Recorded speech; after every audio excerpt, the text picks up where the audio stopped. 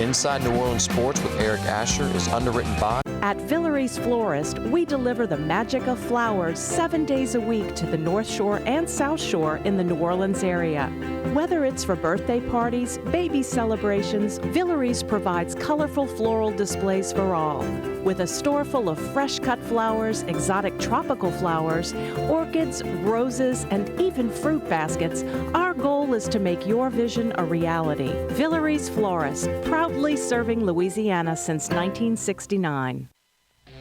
Dave Miette Insurance Agency. Auto, home, flood, business, 504-556-0809.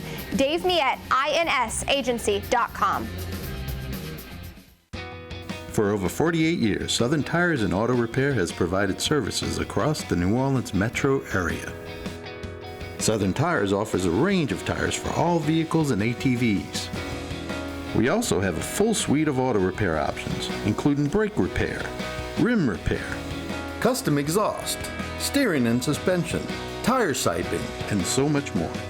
Southern Tires and Auto Repair, 2550 Hickory Avenue in Metairie. C&C Drugs is a family-owned pharmacy that's been serving Southeast Louisiana for over 50 years. Whether you need help taking care of an elderly family member, a growing child, or even a pet, C&C provides patient-centered care for your entire family. C&C Drugs, large enough to serve you, small enough to know you. Locations in Mandeville and Araby.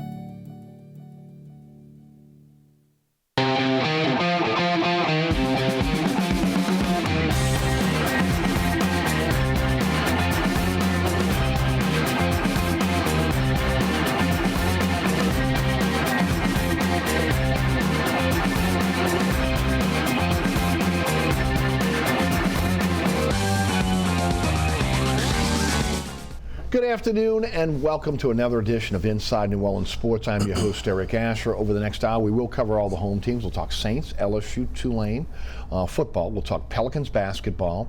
We'll talk about the national championship. We'll also talk about the transfer portal and how that's affecting the bowl games now. All that coming up here on the program. And one of my really good friends and a guy that really helped me get into this business, okay? There were three people that helped me get into television. And of course, one was Lee Zurich. The second one was Juan Kincaid. And the third one was Eric Ritchie. And of course, Juan Kincaid, my good friend, sports director over at Fox 8 Sports, is with us now. Juan, welcome to the show, my friend. Thank you. Nice to be back once again. Good to have you back again. Back in the day with 4th Down on 4 and everything else. When I was fledgling just getting into this business, you were there for me. I appreciate it. And man, you guys got some stuff going on over at Fox 8. I don't know how you find any time for your personal life, because again, with all the shows that you got going, and now you got more coming. Tell us about what's going on. Well, you know, football season is winding down, so we're really doing the last week, unless they make the playoffs, the last week of all the football programming. You know, game plan is on Wednesday night, last night, and of course tonight we have Final Bet. That's a year-round show with Garland Gillen.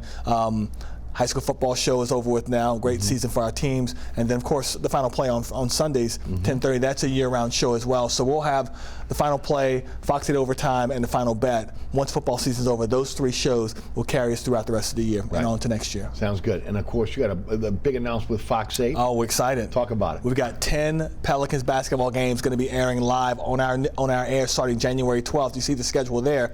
Denver on the road. We're sending Madeline Adams out there because it's a big deal. Yeah. You know, we think about the Gray Station in Phoenix. They carry the Suns games now, and that's kind of the model. And we said, you know what? Why don't we get some games here on Fox 8 and all the Gray Stations in Louisiana, Alabama, Mississippi. You're talking about a 3 million person viewership increase potential for this basketball team, and it's something they never had before since they've been in this New Orleans market. So we're excited about it. You know, these 10 games, the Pelicans are playing their best basketball right now. So we're doing this at the perfect time. I agree. And you mentioned the Gray Stations across, again, the South. Of course, North Louisiana will get this get this team now. It'll be more of a Louisiana type situation. And this could maybe grow into something, right? Well, we're hoping so. We're hoping, you know, this 10 game will be kind of a model of what we want to do down the road, and we can see what kind of reaction we get from the local viewing community, and also from all the Gray stations in this Gulf South. Sure. See what kind of response we get from the fans there. But I think it's going to be huge because you're bringing a basketball team that's playing really well. They've got faces on this team that people know: Zion Williamson, Brandon Ingram, C.J. McCollum. They're playing good basketball now. They're one of the best teams in the West, if not the NBA, and they're finally playing up to their potential. And you're going to get to see them in 10 games over the course of a month and a half, 2 months, something like that. It's a perfect time to do it. So January 12th until April 12th. Right. I mean, only 3 of those games are at home, but that's okay. That's okay. That's okay, but they're good games. Denver's the defending champions. Phoenix expected to be there in the end. The Lakers beat the Pelicans by 44, not the last time, the time before in the in-season tournament. I mean, the Knicks are one of the best teams in the East. Indiana, I mean, there's some good teams on this schedule. So you're not just seeing the Pelicans play, you're seeing some of these, I mean, Steph Curry and Golden State. Down at the end, you're seeing teams that are going to be competing for the championship this year. Oklahoma City's second in the West right now. So there are good games on this schedule as well. Right, and of course you mentioned Pels are 9-3 since the debacle in the desert, where they lost, to 40 to the Lakers, coming back avenging that loss in 20, beating by 20. The Lakers.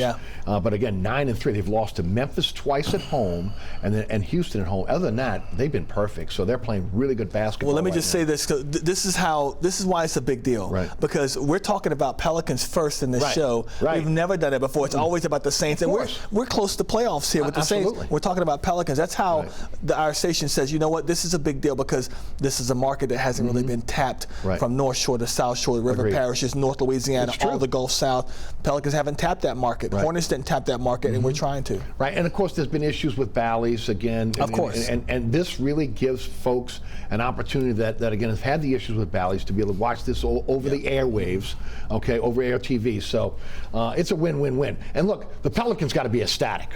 Oh, absolutely. Well, Willie Green said that this is a chance for us to grow the brand. The NBA is all about growing the brand. As it's a global brand. It's all over the world. But in Louisiana, it's been a bit slow to come about. And the reason why is because the television packages they've had. If you're on the North Shore, there were sometimes South Shore couldn't see the games, and the North Shore could, or vice versa, depending on which team it was. And that's just not the way it needed to be. When you're the new franchise coming into a football town, you got to make it available for all your viewing audience. And the Hornets/Pelicans haven't done that, but now they're about to do that. Now they're about to do it. And look, and I was telling you, when I was growing up, back in the day when the Jazz were here in the 70s, of course we didn't have cable TV back then. 3 channels, baby. Again, that's it. And Channel 26, way back when, was UHF carried again some of the Jazz games, so we were able to see that there on the road. So this is fantastic for Fox 8, also for the Pelicans, and also again for folks that really love to watch the Pelicans basketball as well. Let's talk some Saints. 23-13 winner over the Bucks. They're 8-8. They're tied for first place in the NFC South. Tampa Bay holds the tiebreaker over the Saints for the division crown.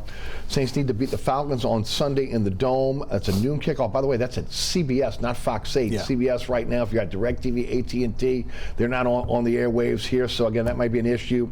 But again, Tampa Bay has to lose to Carolina. That would put the Pels, I'm sorry, the Saints into the playoffs as the division champs. The wild card, if the Saints beat the Falcons, Green Bay and Seattle lose, then they have an opportunity to go in as a wild card team. Last two, you look at the Giants game and this past game this week against Tampa. Those were 2 of the best games of the season. But we've seen just this up and down season all season long. Give me your thoughts on where we are right now. Well, I'll just reiterate what Derek Carr said yesterday. We are where we are. We are where we put ourselves at. And so they're a 500 football team that's been up and down all season long. They played average football at times and played good football at times. But when you put it together, it's been average, and that's why they're 8-8. And we said at the beginning of the season, a bunch of us in the office, that we felt like 9-8 was good enough to win the division. Well, 9-8 is going to win the division. But it may not get the Saints into the playoffs. Something else has to happen. So 8-9 could win the division, and that would be Atlanta. If Atlanta wins the game against the Saints and the Bucks lose to Carolina, Atlanta goes in on a 3-way tie with an 8-9 record. It is just a reminder of just how ordinary, how basic, how just not very good the NFC South has been this season. Probably for the last couple of seasons as well. Just not good football within the division. You know what? And my frustration, and again from on the radio, talking about on this show, is looking at the season and the schedule. This was one of the easiest schedules in the NFL. You were playing against inexperienced quarterbacks almost every week. Okay, the organization will tell you we're +1 or 2 in terms of the win column from last year, where they won 7 games. Okay, but when you really look at it realistically, it's that fool's gold, because you didn't play up to your capabilities. There were problems within the coaching staff and getting guys in a position to be successful. And then when you look at the schedule, most would say, if you're really playing well, you could have maybe won 10, 11 games. You should have. Should have double digits. And you're not going to get there. Obviously, Dennis Allen is coming back. There'll be a question on whether he's going to make changes or not. But is it fool's gold based on, again, what the schedule was, who the quarterbacks you played, to only begin mustering up 8-8, again, with maybe a possibility of on the outside looking in, whether with a win or a loss this week? I think what happened was, Eric, I think we all thought easier schedule. Right. What you've done to the roster in the offseason, the addition of Derek Carr, $150 million quarterback, that automatically things were going to be better, this team was going to be better, and they haven't been, for a number of different reasons. Carr hasn't played very well for the majority of the season. He's played better of late. The last 3 or 4 games they've won, he's played better football, and it's shown. Now, he's not going to be the first one to say, I'm healthier, I'm feeling better, because he said yesterday, I don't want to blame it on that, but he also said, I am feeling better, and if I'm playing better football. But I think what's happened, I think it's taken a little while for this offense to gel and get in sync with him. Sean Vazan reminded me yesterday, and I hadn't thought about this. This guy played in one spot for 10 years with the Raiders, Oakland, Las Vegas, and he was under one system there. To have to uproot, come to New Orleans or any other team, learn a brand new system under a brand new head coach, even though it's the guy that drafted you, that's a lot to take on. Learn the new personalities of your team, get in sync with those offensive weapons. I think this team should have been better than what they've been this year, but I don't put it all on Derek Carr. I think the players around him could have played better. I think the coaching staff could have been a lot better. One of my arguments, and we talked about this last night on Game Plan with me, Sean Vazan, and Jeff Duncan, was that when the lack of recognition from this coaching staff on what wins football games traditionally for this team. For example, Taysom Hill. You see when you have him in the game and give him the ball, they win football games. Why haven't you given him the ball as much as you have this year? Jimmy Graham, you've seen when he's in the game, you throw the ball to him, he catches touchdowns, or he makes big catches. He still has the ability to be a football player and an effective one in this league. Why don't you give him more opportunities on the field? Again, recognition. Derek Carr has been known for years as a better than average play action quarterback. But yet, the entire season, you don't do play action until the last 3 to 4 games of the year. Again, recognition. This is a coaching issue. Zach Bond, a pass rusher, which is what he was in college. But again, recognition. So while we want to sit and blame the players, and again, the players play the game, it's up to the coaching staff to put them in the best possible position to be successful. 100% agree. And this coaching staff has not done that. Dennis Allen will likely keep his job for another year. But to me, like up in Baton Rouge where they dropped 4 coaches up there, there needs to be some significant change within this coaching staff underneath Dennis Allen. Because to me, if you don't make change there, then the head coach has to go. If the head coach is going to save his job for a year, then you make change underneath them because it shows that they're trying to do something right to make the programs better. If it doesn't work next year, then the head coach has to be on the chopping block. Juan, 100% with everything you said. I mean, and it's evident. Okay, anybody can see this.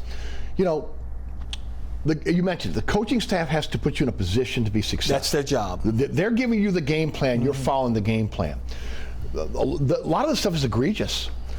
You brought in Gruden to help you be able to set up a system that what Derek Carr could flourish in, but you don't use play action to the last month. So that makes me ask the question, Eric. You bring in John Gruden to help you get the best out of Derek Carr. Are you being so boneheaded and saying, you know what, it's going to be our way or the highway? Who cares what John Gruden told us to get the best out of this quarterback because he's only been with him for many, many more years than us. We're going to do it our way and make him adjust to what we're doing.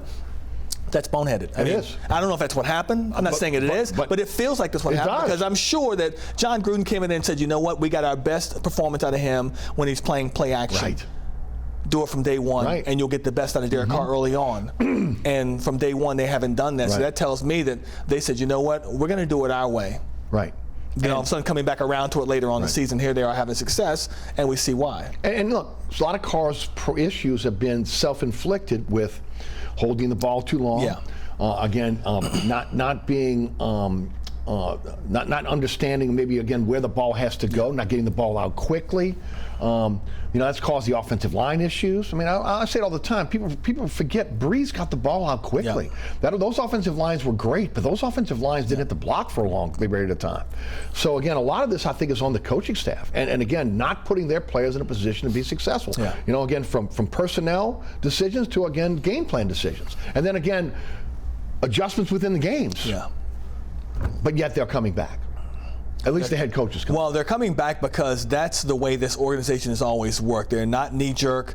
They're not going to just bow down to what the fan base is telling them. And I know we'd like to think that, well, Saints fans just decide not to come back to games next year. Let's say instead of 65,000, there's only 45,000. Right. Well, that will hit Ms. Benson in the pocketbook. No, it will. But at the same time, and Deuce and I talk about this, they don't care because that television contract is so massive. Right. She's not losing money. It's like, how much money do you want to make? Right. Take home, $55 million or $52 million. Right. It's not going to make a difference in the bottom line. But it does make a difference when season ticket holders are selling their tickets to opposing teams' fans and the dome is filled up. But here's the thing: it doesn't make a difference to their bottom line because those season tickets have already been purchased by Saints fans. Now, are you going to have another Detroit situation where it was half full with Detroit fans and they just drown out Saints fans? Absolutely.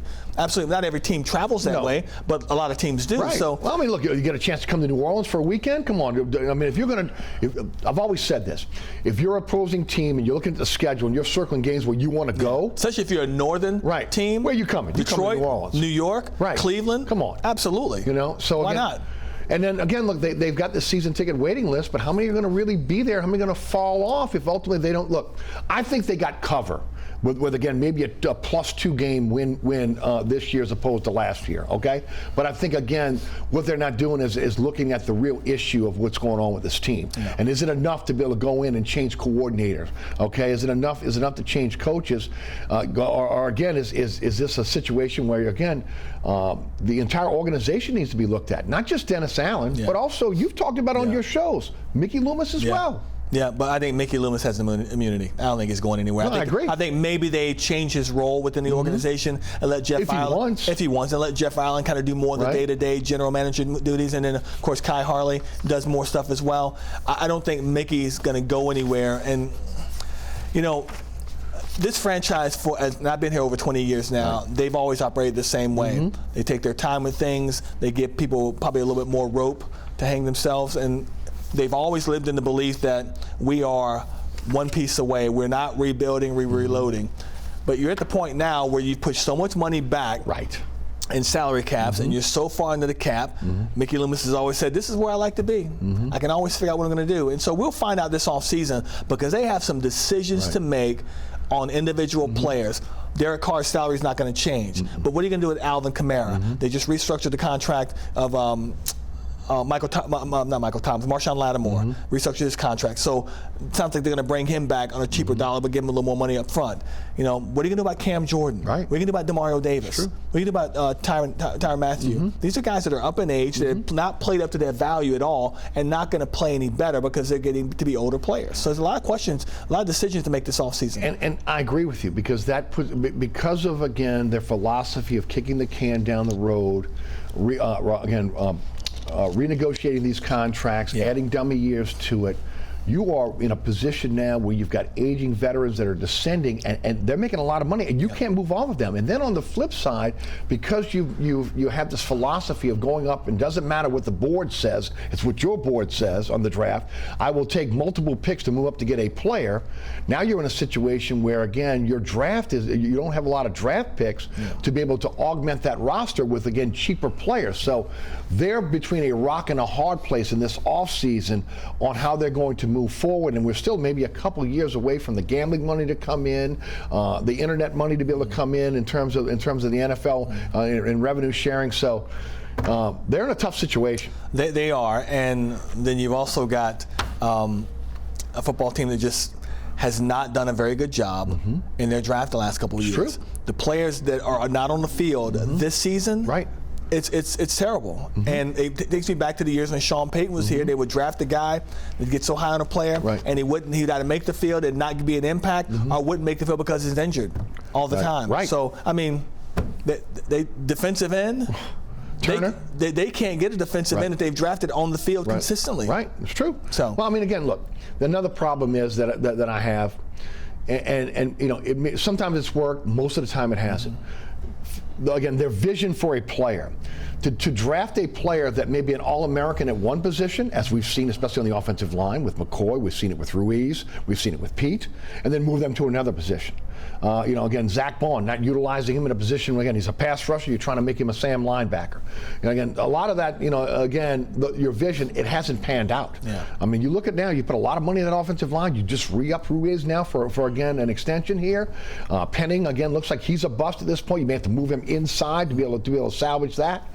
There have been a lot of draft mistakes over the last few years. Well, there have, and they've got to figure out what Ryan Ramczyk's going to go on with him. Agreed. He's having surgery. You know, he's not a young think he's back? He's not a young player anymore. They've got a decision to make there.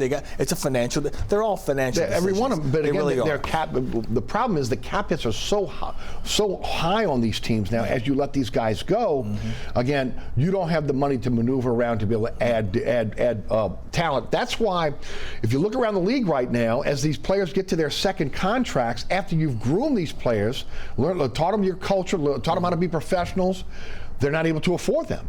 And they have to go cheap. Look what they did this year on the defensive tackle position, because they had to go. They were going with two guys that had their best years as a pro. They were situational players with their previous teams, in Saunders and Shepard. And then again you let quality players go to division rivals because you couldn't pay them. Yeah, I don't think they wanted to pay the number they were asking for. Right, they weren't going to. Yeah, they weren't going to. They weren't going to. Saints Falcons this weekend. Your thoughts? Well, I mean, I think it's a game. Obviously, the Saints have to win. The Falcons, obviously, both teams have to win because the Falcons are mathematically still alive, and they're hoping for the exact same thing the Saints are hoping for, that the Bucs get beat by Carolina, which I think could happen over in Carolina. Okay. But it's an interesting game because Atlanta does things that the Saints struggle to stop. Right. If they can't do a better job against Bijan Robinson in the running game, if they can't do a better job of stopping the quarterback from running, they won't win on Sunday. That's just the way it is. I think the Saints are in a position now where they're playing better football, but we haven't seen them play two back-to-back really solid games all season long. So why should we expect them to do it now? Right. Just because the game is magnified by 100. So I think it's going to be close. I really do. I think the Saints win the game. I feel like every year it's a split between those two. No matter how good or how bad the other team is. A lot's on the line. Both teams are desperate. Absolutely. Again, so there's a lot on the line here, and I agree with you. Again, the things that the Saints don't do well, the Atlanta does well. They're going to run the football down your throat until you stop it. Okay, and they've got some. Tyler Algier is really good. Oh yeah, and look. They got some pretty good guys at pass catchers as well. You know, from again tight end to wide receiver, etc. Do they make the playoffs? Saints? Wild card or division champion? Not wild card. I think too many things have to happen for wild card. And you know what they say, when you got to depend on someone to help you out, you don't get any help in the NFL. Right. Listen, I can't help but think back to the Green Bay game when you're up 17-0 in the fourth quarter. You win that game, you're not in this position. That's right. That's right. There's always those games. There's always those games. There's always those games during the season where you know you didn't take care of your business. Yeah.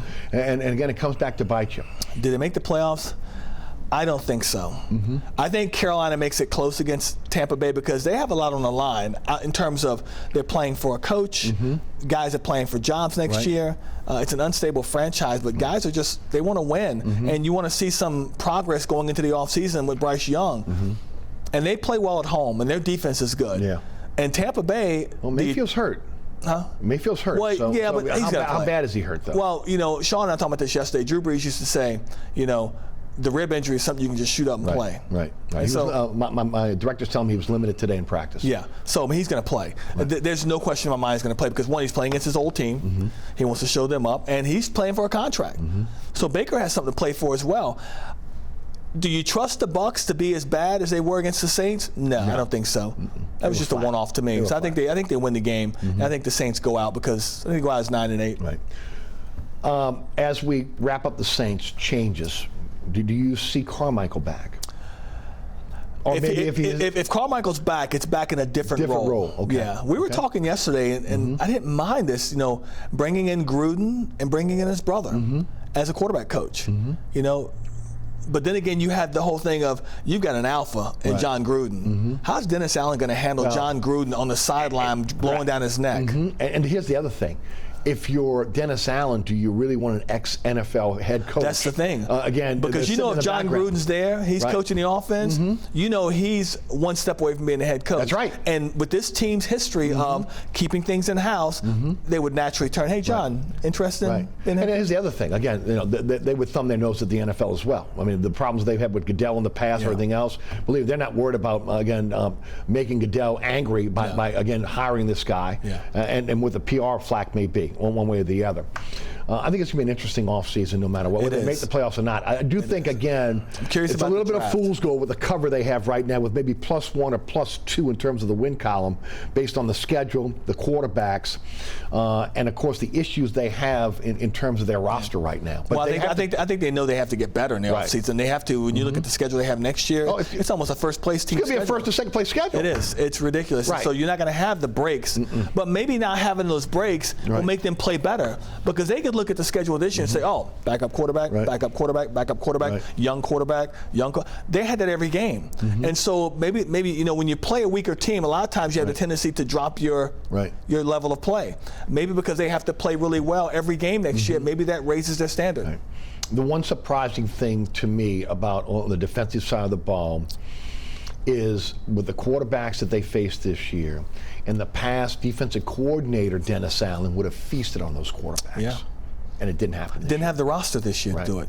You know, we talked about this roster defensively being elite from week 1 to about week 5. And then it went from here right down. Right away. They got old, they got slow, they got just beaten. And we saw it right in front of our own eyes, and we were waiting for them to come out of that cycle. Maybe this is just a bad funk they're in for 2 or 3 weeks, but no, it lasts the rest of the year. Now, it didn't help that Marshawn Lattimore was out injured, but the majority of your defense is still there. But they just aren't playing well. You know, maybe they got a little fountain of youth last week, and Mario Davis has had maybe 1 or 2 good games this year. He can turn on every now and then. But as a whole, their defense is just not good. They get beat around the edges easier than any team I've seen in the NFL this year. They just don't have the team speed, and they've got to address that next during the offseason, likely during the draft. That's why I don't think they'll go for a quarterback first round. Well, I think it's a mistake. I got to be honest with you. If you're looking at Carr, you got another year. You get out of the contract, but again, 2 years, $70 million. They probably are looking at that direct. They're going to be in his mid-30s by then. If again, we don't see a repeat of what we've seen maybe against the Giants and last week against Tampa, and that's a carryover to next year. We're seeing that week to week. At that point, you have to groom a young quarterback. I agree with you. I think they're going to go offensive line. They're going to try to beef that up, or maybe team speed. I don't see them going for a quarterback, but I think it's a mistake. Well, you know, I think back to 2 years ago when they were going between Jameis Winston, Andy Dalton, and Taysom Hill. And I said then 2 years ago, this is the year to draft the quarterback because he can groom behind those guys for 2 years. And in 2 years' time, because these 2 years are throwaway years anyway. That's right. With Taysom and Jameis and Andy's your quarterback, no disrespect, but those guys aren't winning your Super Bowl. I'm not even getting you to the playoffs, and they didn't. So that would have been a perfect time to get a quarterback in the draft, groom him for a couple of years, and then give him the keys to the team. Anybody that's saying Hainer, we got to wait and see. Okay, you know, I mean, at this point, again, you know, who knows? But again, the best thing that could have happened is that the Saints had lost to Tampa last week, and Jake Hainer played this week. And you can get an idea of what you got. See what you got. But, well, even then, you know, it is what it is. All right, we'll take a break here. Sports director at Fox 8 Sports, Juan Kincaid, is our guest. We'll talk LSU, we'll talk Pelicans, and also Tulane football in the B block. You're watching Inside New Orleans Sports. I'm your host, Eric Asher. Stay tuned.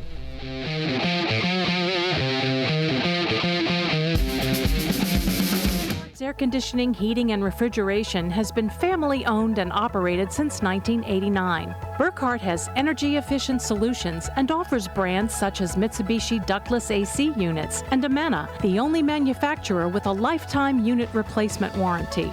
Burkhardt's offers maintenance bundle packages that include servicing your AC, generator, and tankless water heater. For more information on the services Burkhardt's provides, visit acpromise.com. Burkhardt's Air Conditioning, Heating, and Refrigeration, providing comfort for life. Located at 3701 Iberville Street in Mid-City is Katie's Restaurant and Bar. Open 7 days a week, Katie's offers daily specials for lunch, dinner, and Sunday brunch. Serving New Orleans cuisine such as fried shrimp platters, grilled redfish, and a fully stocked bar. And don't forget about our expanded event seating and local entertainment. Featured on the Best of Food Network's diners, drive-ins, and dives, Katie's Restaurant and Bar. Acadian Custom Shutters is locally owned and operated, specializing in interior and exterior shutters and window coverings, as well as awnings and patio covers.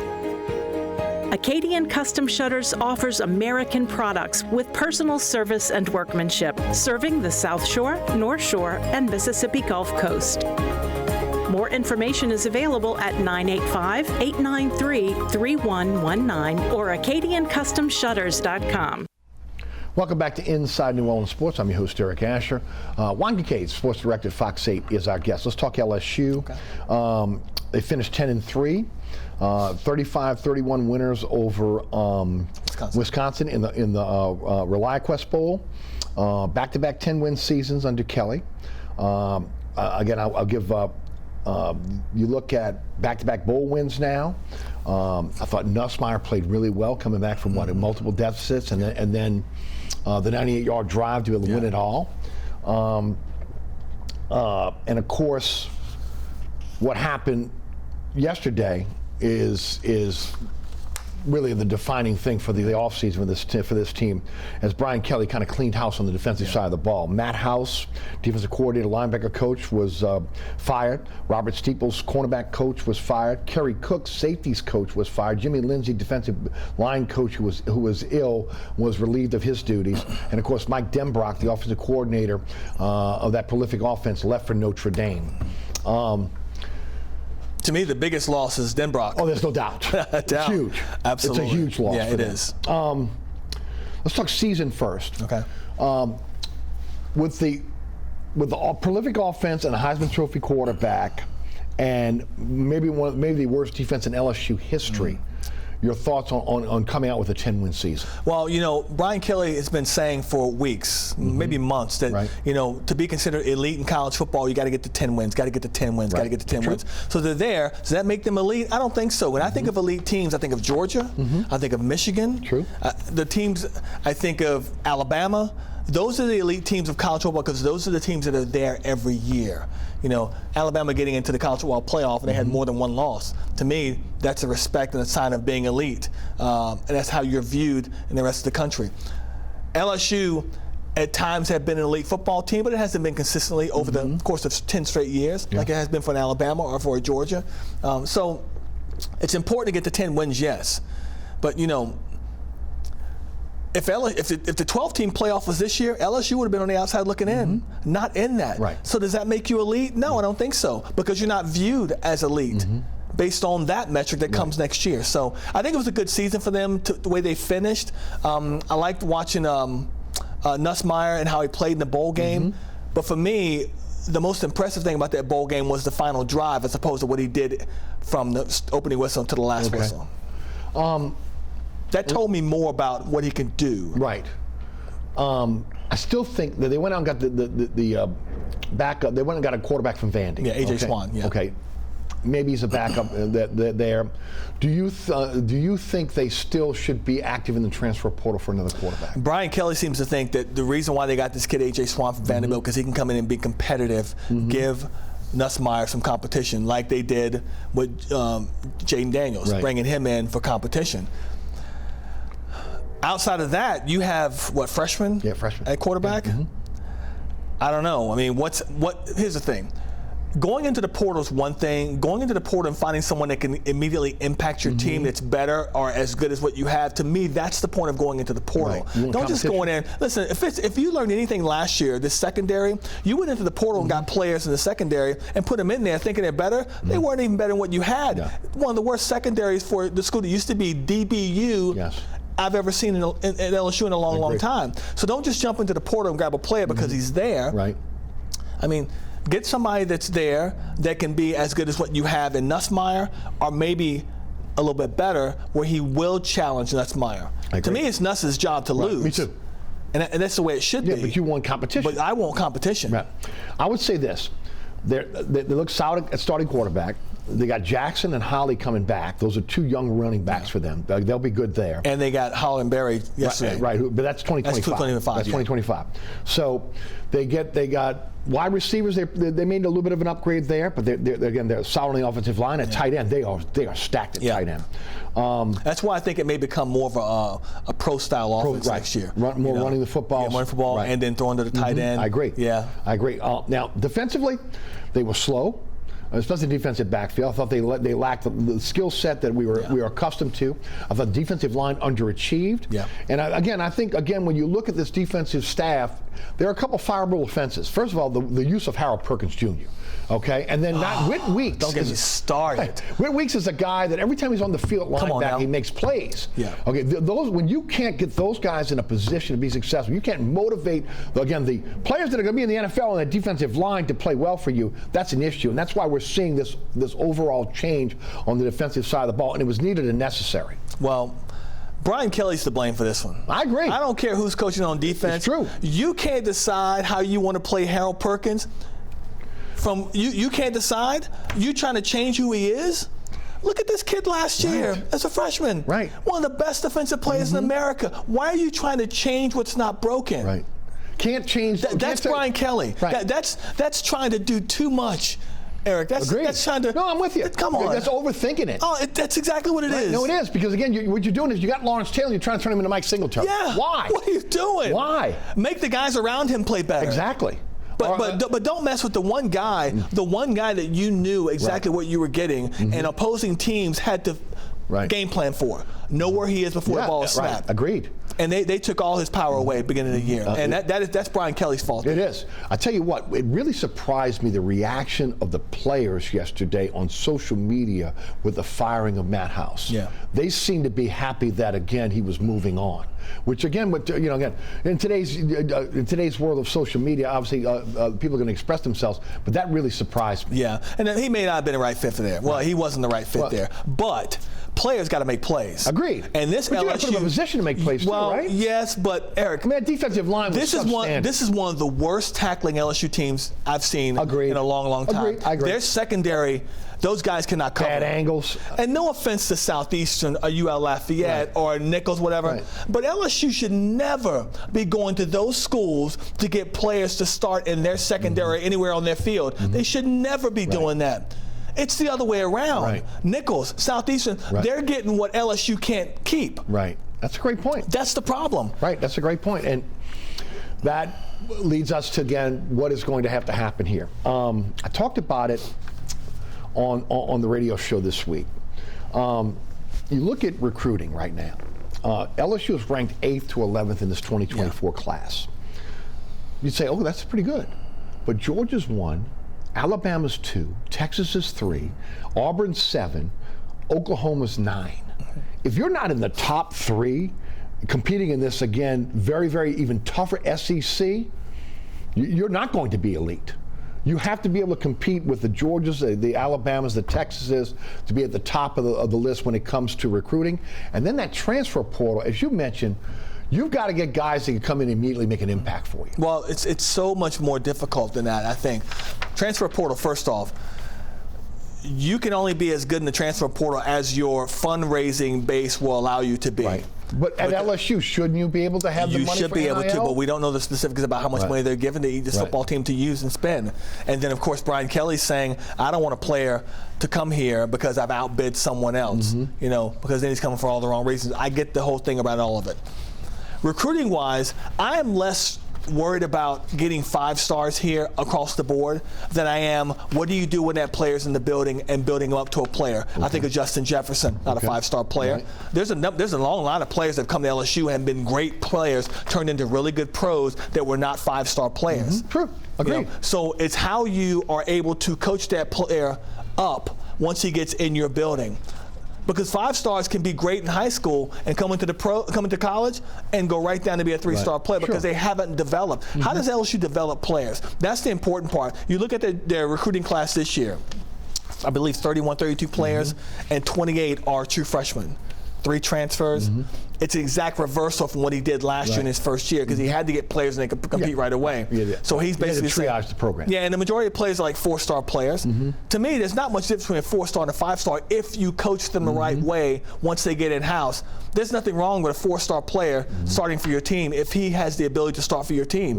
You know, sometimes being a less starred player can be a motivator for that player, saying, you know what, these guys didn't want me, but you took a chance on me. I'm going to show you why you were right. Worst defense in maybe the history of LSU. Kelly has to fix that this year. That has to be fixed going into this season. Coaching staff, players on the field, etc. Or I think the seat gets hot, very, very hot. Now, we'll ask you this question. Michigan, if Harbaugh moves on, do you think Kelly is a candidate? Do you think he wants that job? Obviously, he won't say it out loud. Of course. But opportunity is opportunity. I don't trust any college football coach to sticking around longer. This is why I love the NIL and the players' ability to transfer when they want to go, because coaches have been able to do it for years. A better opportunity comes here elsewhere, they're up and gone, and the player that they recruited to that previous school is stuck. Having to play for someone else. Now that's all changed. I'm okay with that. That's why I love NIL. Will Brian Kelly go to Michigan? I mean, it's on the level of LSU. And in fact, it's probably considered more of an elite school than LSU is. It's an easier road, to me, to a college playoff. Come on, you just brought Texas and Oklahoma into the SEC. Yeah, you're right. I didn't think about Texas and Oklahoma. Yeah, you're right. It is because you're dealing with Ohio State, and you're dealing with some Pac-12 schools. Yeah, and Penn State, maybe Wisconsin every now and then. Yeah. You know, Michigan State. It is an easier road. I think it's an easier road. Now the question is, again, he mentioned wanting to come to LSU because he wanted to be in the SEC. He wanted to compete against the best. Does that happen? I want to talk transfer portal for you because you just brought that up. To me, the NCAA's got to do something about, again, the transfer portal when it comes to football. Again, I don't think an athlete should enter the transfer portal until after the national championship is concluded. Because I think that when you look at this winter transfer portal now, we're always going to have opt-outs for the pros, right? But I think what it does is it devalues the bowls. It basically becomes an early spring game for you because you're having to play players that didn't play for you during the season. And it doesn't happen in any other sport. It doesn't happen in basketball, it doesn't happen in baseball. But because you have that month lull before the national championship, guys can go in the transfer portal. I would like to see the NCAA, again, there's a second transfer portal that's going to open up in May the 1st for 15 days. Allow the transfer portal to open up in February or late January after the national championship, so guys are not bolting when you still have games to play. Your thoughts? For a guy that loves to transfer with NIL. The NIL, the transfer portal did not devalue the college bowl games. Get that out of your mind right now. The college football playoff and the eventual 12-team playoff, that has devalued the bowl games. If his team's not going to make the top 12, then those other bowl games are just a glorified scrimmage, basically, to get more tape. I have no problem with players opting out because they want to go pro. I don't have any problem with a player trying to better his opportunity to go to another school, whether it be because of NIL money or what the case may be. I don't have a problem at all because for the longest, coaches have been able to do that without repercussion. They've been able to recruit your son to Northeast Louisiana, and then in a year's time, I'm out of here to go to Troy University. No, look, I agree with when that kid put his trust in, I want to go play for this coach at this school. So I have no problem with a kid saying, you know what, he's out here, I'm out of here as well. Let me look for another opportunity. Now, the problem is the portal had over 1,000 kids in it this year. Not everybody's getting picked up. No, it's the problem. That's the big issue now. Not everybody's getting picked up, but that kid can stay at that school where he is. Yeah, they can always go back. In fact, it's going to be interesting to see what Kai Horton does at Tulane. Well, he already said he's coming back. Yeah, so there you go. I mean, so especially after what happened again with Ibiad, who got injured again in the bowl game. Yeah, it's pretty fragile. But listen, the playoff thing is going to kill the bowl situation. They've got to figure out a new way to do the bowl situation. Well, especially because again, look, this is huge revenue for a place like. Absolutely. I mean, it's great for the kids to be wined and dined and to be able to get that experience, but also this is big money. These universities are making a ton. Okay, the universities make a lot of money, and the cities make a lot of money that host these games. Absolutely. So again, I mean that you don't want to kill the golden goose there. I mean, look at all the money that the New Orleans made this week with the Sugar Bowl. This was vintage New Orleans this weekend. Absolutely. Okay. I mean, we were back. Yep. You know, and that's along the lines of where I was going. Yeah. A lot of talk about Blake Baker being the defensive coordinator for LSU. Do you have an opinion? I do not, because I think that I do say this. I believe that Brian Kelly had in mind someone he wanted to give the job to before he made this decision. You know, he talked about at the bowl game in Tampa last week. I'm going to make a decision on my defensive staff after we get done with the bowl game. Didn't want to have a distraction. But you already knew then. He already had something. He knew weeks ahead of before the bowl game, before the regular season ended. I got to make a change here. Right. I can't come back. Because if I don't, and again, this is a Dennis Allen situation. If I don't make a change to the guys underneath me, then I'm the next one out the door. True. So, especially on the defensive side of the ball. Especially on the defensive side of the ball. And you've got to get a new offensive coordinator now, okay? Because again, you lost a pretty good one. But Eric, the bigger deal on that one, look at the progress that Jaden Daniels made from year 1 to year 2. Mike Denbrock is the reason why. Oh yeah, him and Sloan. Oh, absolutely. They're the reason why. So, oh man, I mean, you want to see progression in your quarterback room, and now you lose the one guy that really, I was surprised he left. I mean, again, I'm not, because that's where he wanted to be, because that's where his family is. Yes, north. You know, family wins out most times anyway. As long as the money's comparable. Right, of course. The money's the same. Yeah. You know, it's all green and it's all the same number up there at Notre Dame is over here you're right. and LSU. So, but when you have a chance to go back and be with family, you know. Let's talk Tulane. Again, finish 11-3. And they lost the Military Bowl to Virginia Tech 41-20. That made a monsoon. But I will say this: they played hard. They did. They played. Now again, I thought they were undisciplined. Okay, again, I thought they lost their cool a little bit, but again, they were a shell of the team that they were all season long once Willie Fritz decided to leave. I thought they knew it at the SMU game. They gave it their all. And then of course they're trying to compete with Virginia Tech, who again, that was pretty much a home game for them. It was. Summerall comes in. He's got to triage this program very quickly. Now, again, the transfer portal closed 2 days ago. So at this point, again, he's got to re-recruit his players, and he's got to go out there and, again, hit the recruiting trail. Again, also, get his staff together. This team has won 23 games in the last 2 years. And, of course, what are your thoughts on Summerall and the job that he has now coming in? I think what's going to be interesting, because he won just as many games in the last 2 years as Willie Fritz did over at Troy. They were by far the best team in their conference. And to me, a lot of those players at Troy could play at Tulane. It's comparable in terms of, in fact, if you look at the two conferences, the Sun Belt is rated higher than the AAC. So my thinking is Summerall will say, you know what, these guys I've recruited to Troy, even some of the transfer portal guys over there, come over here to Tulane. Well, they know his system. They know his culture. They know his system, exactly. So again, you always, the same thing Willie Fritz is trying to do right now in grabbing Tulane players to bring them up to Houston. So that makes sense. When you look at next year, the schedule is really in Tulane's favor on paper. And listen, it's in their favor for years to come if they stay in the AAC, which I will find interesting if they decide to move eventually. Well, here's the deal: SMU goes to the ACC, right?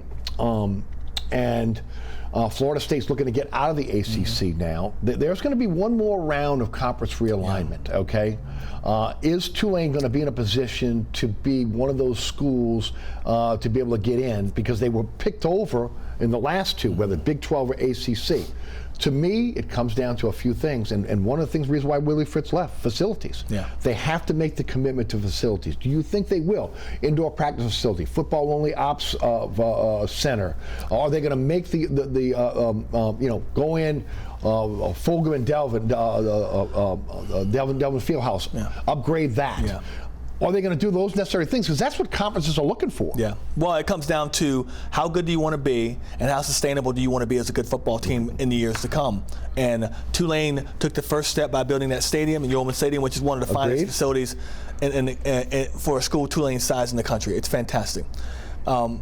But that school, there's only so much space on that campus to build things, and that's what they're fighting against. That's their biggest issue. Where can you put things? They're going to build an indoor practice facility. It's not going to be that big. It's going to be big enough for them.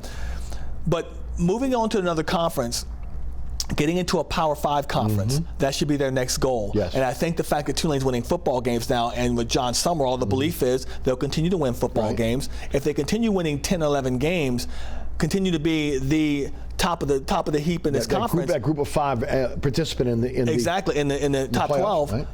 Then another conference is saying, you know what, that's an attractive team to bring over to our conference, because they win games, and even bigger, they would start tapping into this New Orleans market for players, TV market which is what a lot of teams want to do that are not in the New Orleans area. You know, so I think I think Tulane will do more to make the program more attractive to players. Because again, if you want to start competing in that top 12, you've got to get even better players here than what you have already. Yeah, I would agree.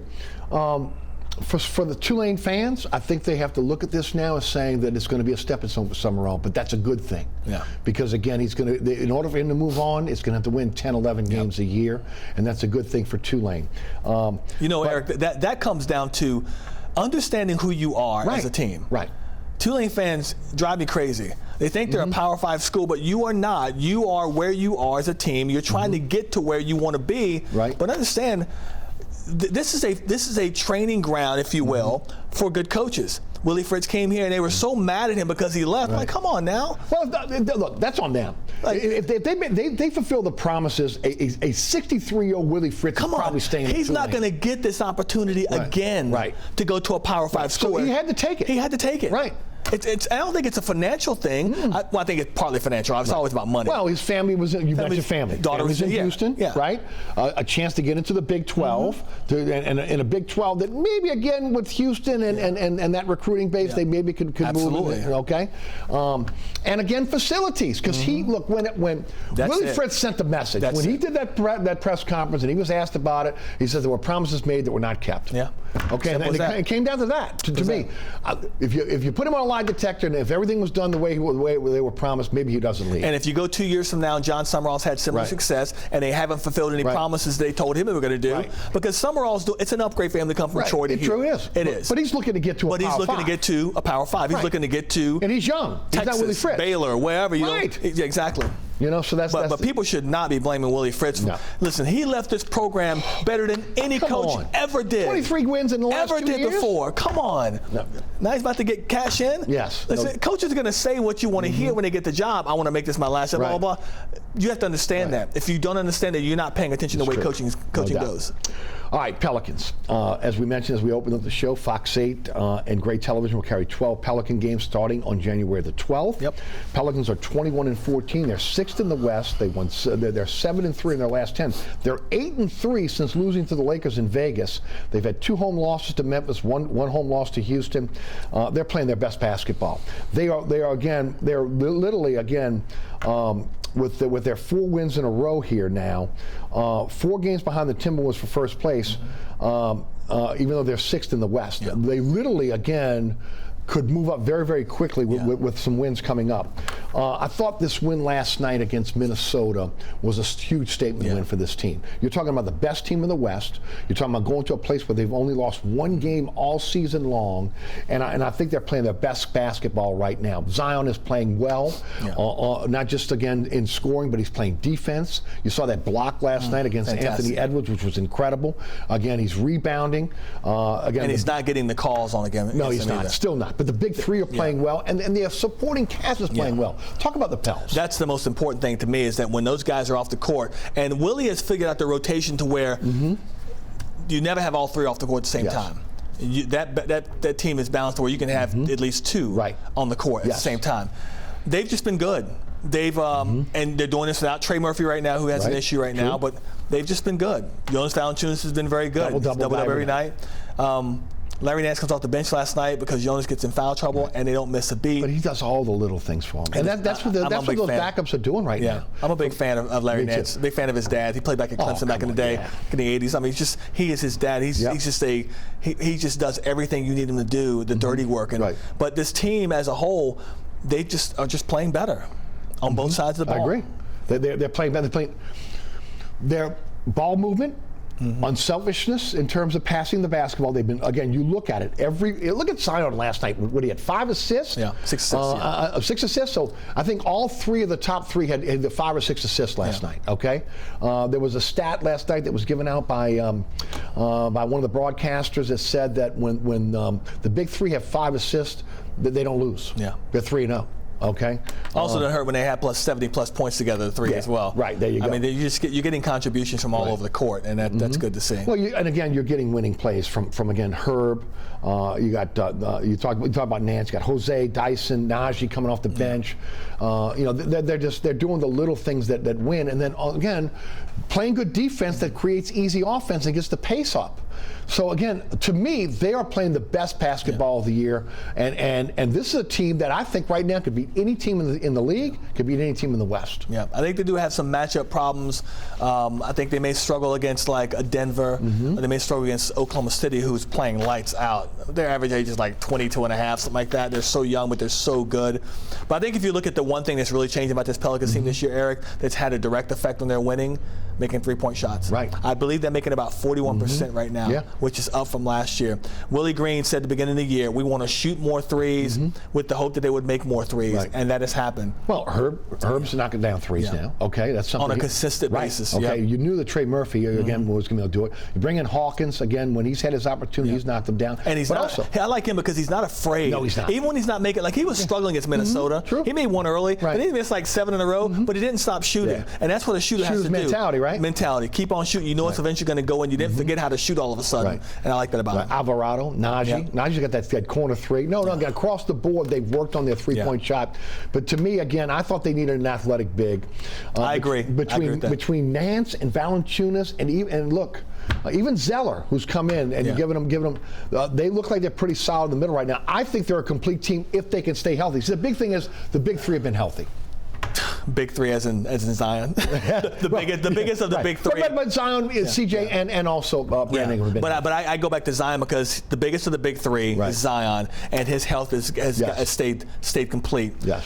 His conditioning is getting better. You can see that's what we have to have. That's why you're seeing him play defense. Yeah, exactly. So, I'm going to agree with you. I was thought in the offseason they would go out and get themselves an athletic big man. They can be a rim protector. Right.